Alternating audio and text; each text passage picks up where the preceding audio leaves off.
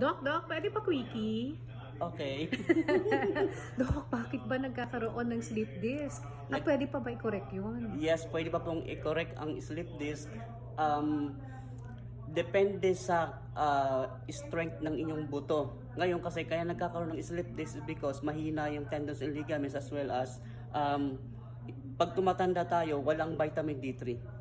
The reason why nag-i-slip siya, kaya tinatawag na slip disc. Hindi na siya malakas, hindi na siya matibay. Pag nadapa, nag-i-slip siya.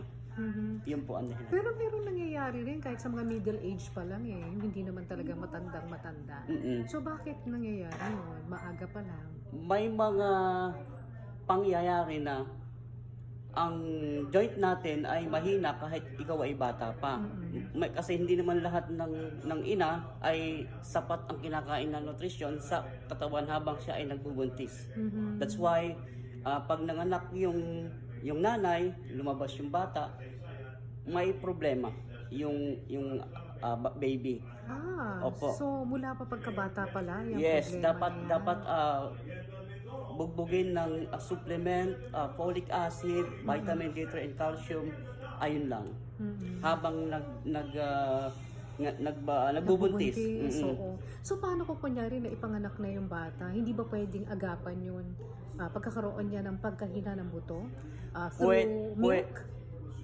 Hindi lang basta, pwede siya magpainit kasi ganito yan. Hindi, milk.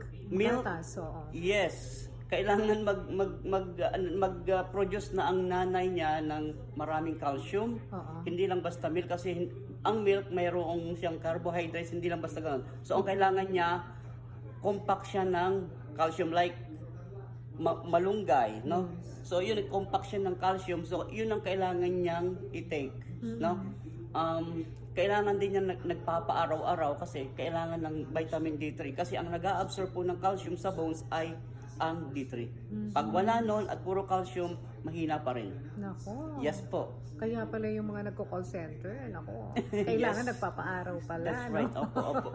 Dapat nagpapa-araw kasi yun talaga ang nag-a-absorb ng calcium. Mula nung ikaw bata hanggang tumanda ka na, sila talaga ang nag-a-absorb nun para lumakas yung mga tendons and ligaments mo sa buto. So anong treatment sa slip disc? Bone adjustment. Nagagamot siya ng isang beses. Okay. Yes. So Iba kasi hindi surgery Hindi. Non-invasive tayo. Hindi tayo surgery, no. Kaya nating i-adjust ang slip disc ng isang session. Yes po. Wow. Thank you, Doc. You're welcome.